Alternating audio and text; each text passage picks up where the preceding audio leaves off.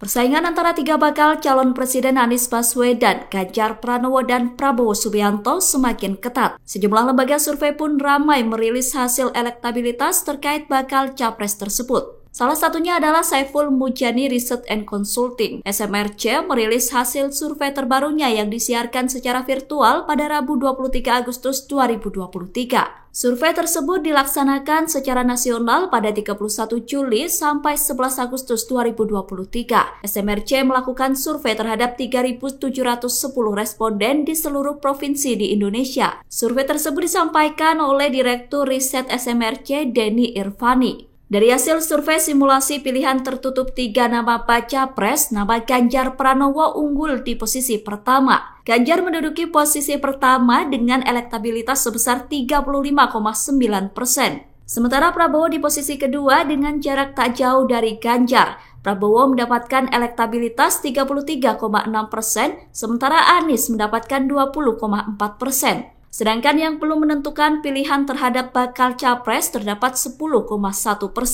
Lebih lanjut, Denny menyampaikan bahwa tren elektabilitas Ganjar menguat saat dideklarasikan sebagai capres pada awal April 2023. Setelah deklarasi tersebut, elektabilitas Ganjar naik 6% dari 33,2% menjadi 39,2%. Sementara elektabilitas Prabowo menguat pada pertengahan Juli, di mana saat itu ia mendapat elektabilitas dari 31,5% menjadi 37,8%. Jadi responden kita tanyakan pilihan kepada calon presiden jika yang maju hanya 3 nama. Yaitu Ganjar, Prabowo, dan Anies Baswedan.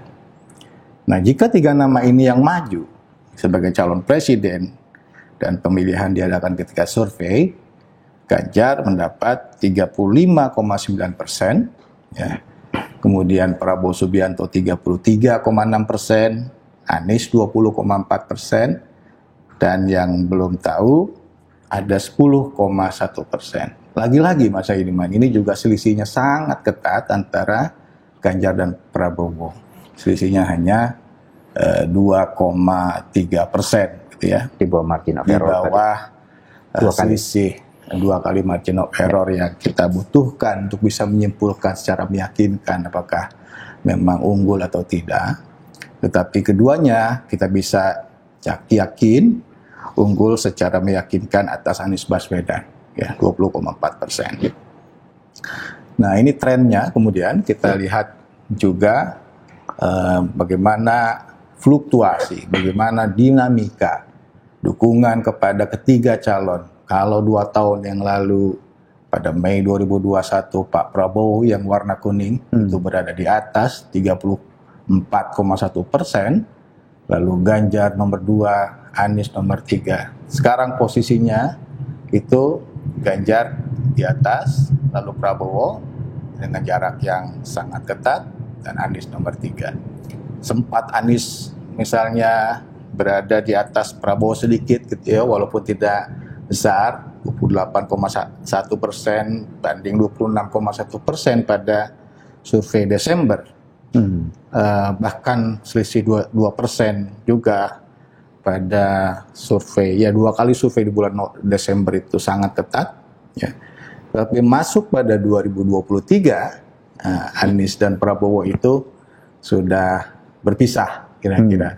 Prabowo menguat dari Desember ke Agustus ini, sementara Anies cenderung melemah, gitu ya, cenderung melemah.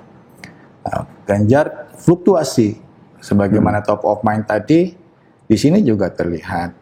Di survei akhir April, pasca ia dideklarasikan sempat menguat ke 39,2%, lalu mengendur ke 30,8%, kemudian rebound ke 35,9% di survei terakhir. Terima kasih sudah nonton. Jangan lupa like, subscribe, dan share ya.